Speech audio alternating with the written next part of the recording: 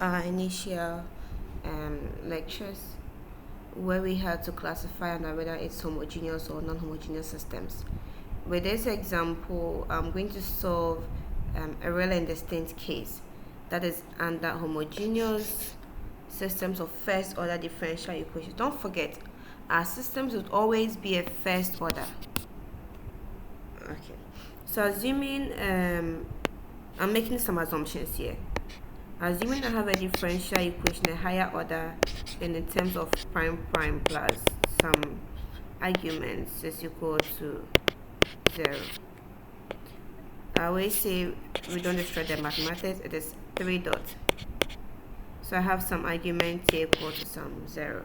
It means it's homogeneous, higher order. And assuming that I reduce the system to get set of x1 prime is equal to some x1 minus 3x2, and I have some x2 prime is equal to let's say x1 plus 5x2. This is a system I've reduced to. So from this I've obtained this first order systems.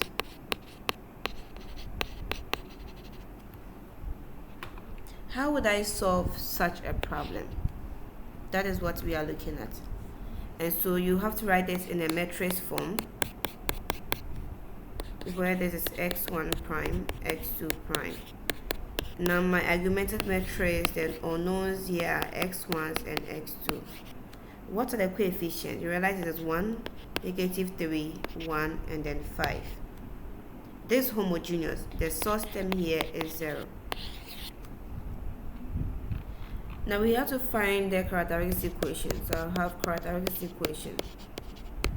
Now because this is a matrix, we have to find the eigenvalues. I have already indicated why we are using eigenvalues. If it's a polynomial, you just find the root. We have to find eigenvalues of the A. And how do you do that? It is A minus lambda I. Or someone will say determinant of A minus lambda I. See the difference in the representations. So let's find our eigenvalues. I'll have it as 1 minus lambda, -3, 1, 5 minus lambda is equal to 0. There's a 2 by 2 determinant, so straight you're going to get lambda square minus 6 lambda plus 8 equal to 0. Then I can find the root from this characteristic equation. The roots would be real and distinct. You're going to get 2 and then 4. Please don't be in a haste to write that your solution is C1E2T plus C2E4T. This is not correct. The solution should always be in the form of C1, the first eigenvector, E2T, plus C2, the second eigenvector, E4T. This is the correct solution. So we have to find our eigenvectors. Let me go back to the black pen. So our eigenvectors, there are 2 eigenvalues and hence 2 eigenvectors. So at lambda is equal to 2 and when lambda is equal to 4. How do we find eigenvectors? Eigenvectors is given as A minus lambda I, whatever you did, times the V equal to 0. So I'll go back and write what I had. It was 1 minus lambda, -3, 1, 5 minus lambda. I have to multiply this by some V1, V2 is equal to 0, 0. So I substitute where lambda is equal to 2. I'm going to get 1 minus 2, that's -1, -3, 1, 5 minus 2. I'm going to get 3. V1, V equal to 0, 0. Now please, there are so many ways of finding eigenvalues and eigenvectors. So you choose the one you are comfortable with. You can use the row echelon form. You can just go to your simple algebraic equation. So assuming I want to go through the simple approach, I'm going to have, let me do a rough work somewhere. I'm going to have -1 V1 minus 3v2. So that's negative v1 equal to 0. v1 plus 3v2 equal to 0. If I'm going to add equation 1 and equation 2, I'll end up getting 0 equal to 0. But you can see from equation 1 that I can multiply 3 by negative, and I'll have v1 plus v3v2 equal to 0 here. The same v1 plus 3v2 equal to 0. This two, you realize that v1 is negative 3 of v2. It means whenever you find the value of v2, you can find the corresponding v1. And so if v2 is equal to 2 is equal to 1, v1 will give me negative 3, and so on and so forth.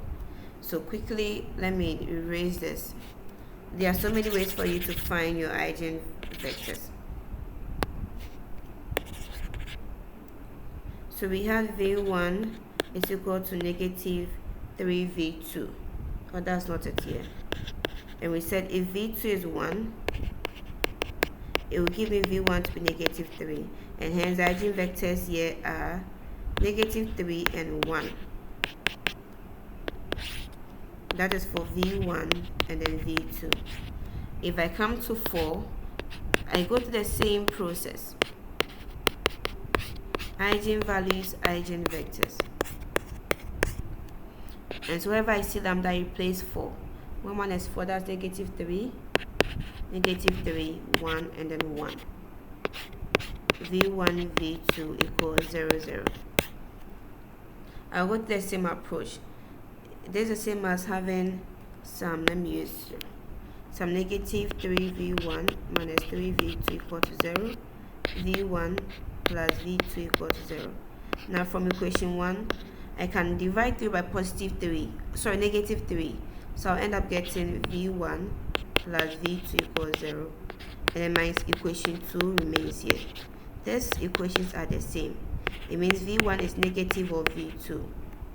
And so my eigenvectors now becomes v1, v2 becomes, wherever I see v2 as 1, v1 becomes negative of it. And that is it. Hence, I can rewrite my solution. Over here is simply going to be c1. v1 was, what did we get? Let me go through. Negative 31. Negative 31 e to the power 2t plus c2 negative 1, 1 e to the power 4t. That will be your solution. Let me rewrite it well here. So it means my final solution is c1 negative 31 of the lambda 2, and then c2 of the eigenvectors here of the lambda 4. And that's how you solve for rather and distinct systems of equations when they are homogeneous.